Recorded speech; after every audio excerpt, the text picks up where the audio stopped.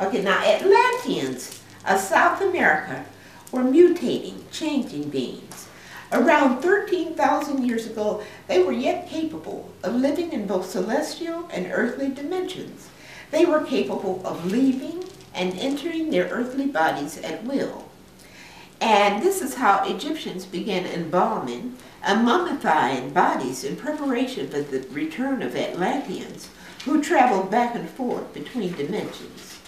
Historians state, Egyptians believed that they were ruled by kings who were themselves gods incarnate. The earliest kings, they asserted, were actually gods who did not disdain to live upon the earth and to go about and up and down through it and to mingle with men. Okay, you have to remember that all the gods evolved from the earth. People, that's what you're here for. You're here to evolve to a God, to evolve understanding of creation. You're not here to make money. You're here to understand what creation is about and to evolve. And so this doesn't, it sounds like they lived among people. They were born among people. Okay, primitive Egyptians believed that their gods possessed powers superior to their own. They meant mentally, and regarded them as beings who were liable to grow old and die, who loved and hated, ate and drank, and intermarried with ordinary beings, begetting offspring. Now, I know you're thinking about Jesus walked in the water. Jesus evolved here for a purpose. He was already a God. Jesus was evolved, incarnated in Atlantis, according to Casey and Seth. Now, whatever details the Egyptians may have ascribed to the events and sequences of creation, and they tended to regard it as a slow development rather than an instantaneous act of creation, they shared the view that what they called the first time, or the age in which gods actually lived on earth and had their kingdoms there, was a golden age. In other words, this is right after a polar shift, but to them in the Oblate region, this was a golden age. It was a perfect time. Not for the people in Niceville, but in the Oblate region, it was a golden age. Now, Ra is the Egyptian name for the sun.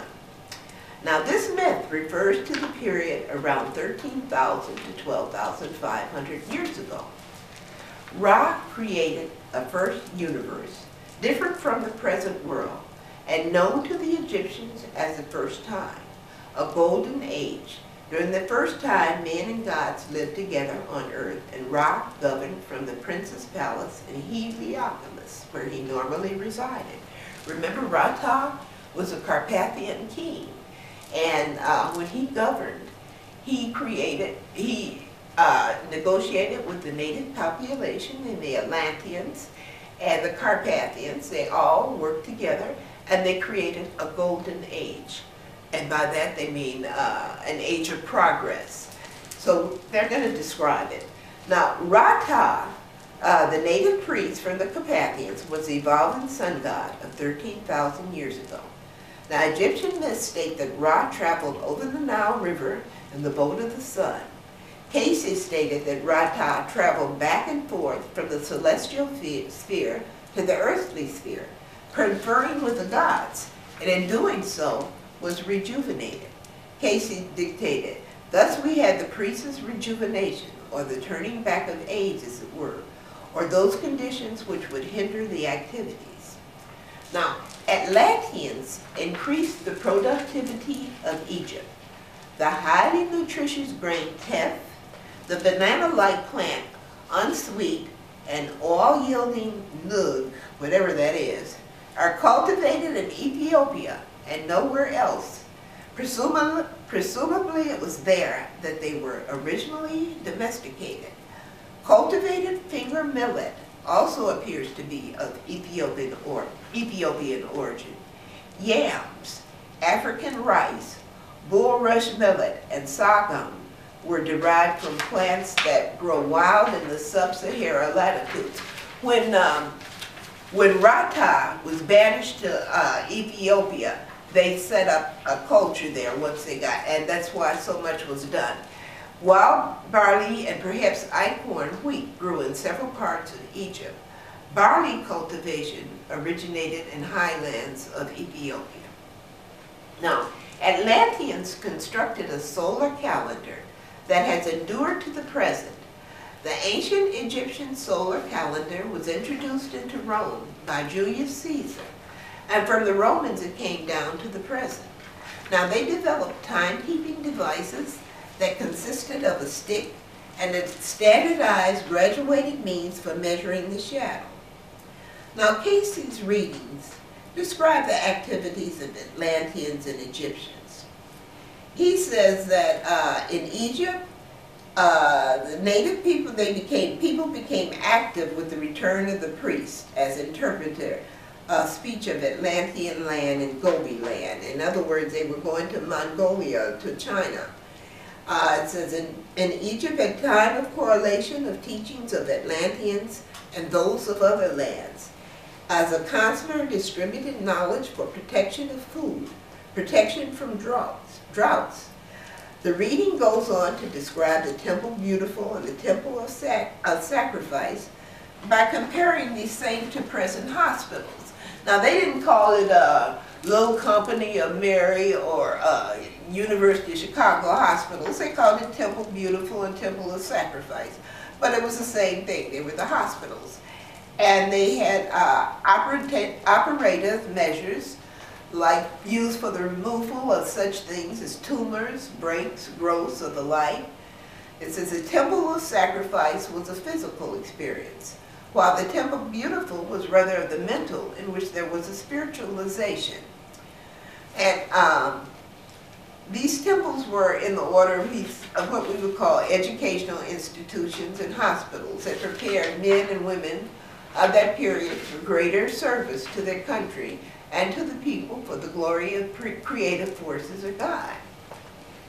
A lot of the surgeries that took place, they had to remove appendages and things that had been put on by the barbarians, by the Malta Temple.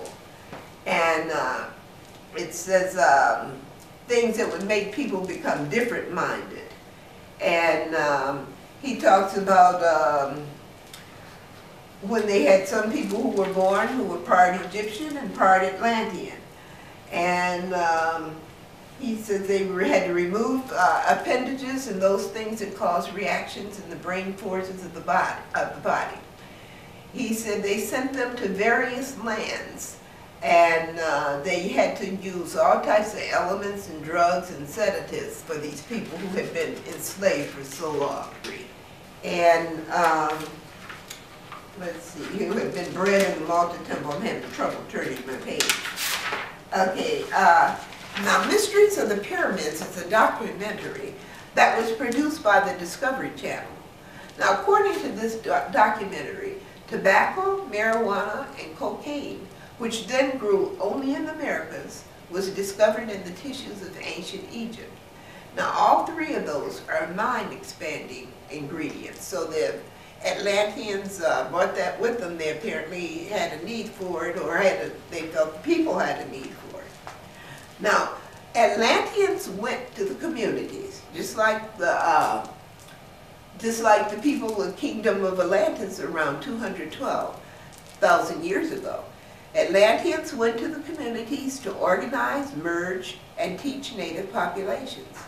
Casey reported that the majority of people understood little of what was taught.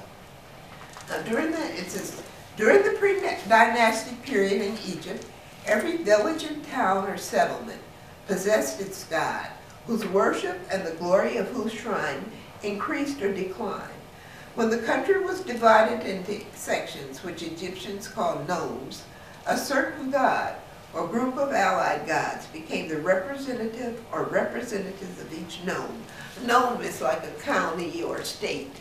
Each state had their teacher or their governor. These were smaller, but that's just the division I'm talking about.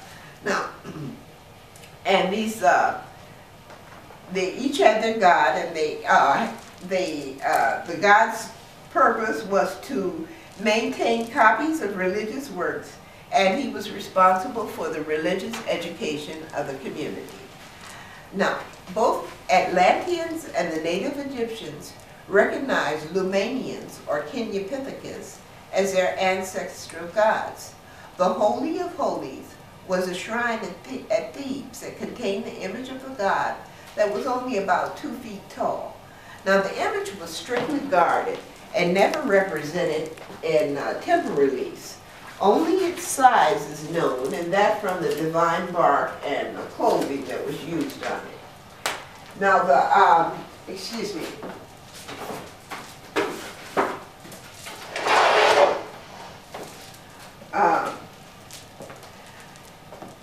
Atlanteans taught that man gained conscious thought by his mergers with the baboon. Now, Egyptians worshipped the Hamadryas baboon. See, here's the little statues they have of him. And here he has a crescent and the lunar crescent and the sun over him. And they worshiped the Hamadryas baboon as the god thought, or conscious thought. Now, Egyptians studied medicine. In later ages, Egyptian physicians were considered the best in the ancient world, and treatments were generally accompanied by mantras, prayers, or spells designed to change mental attitudes and energy projections.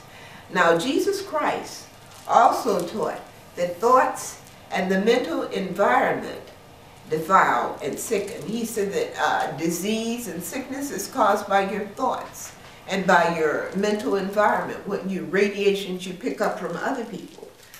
Now, this I thought was really amazing. The vast amount of pre-dynastic and proto-dynastic materials, aside from known standards, contains no figures, statues, or drawings of deities. These were not egotistical people. They didn't go around plastering their pictures everywhere like, look at me. You know, they were more interested in what they had to say and passing on information.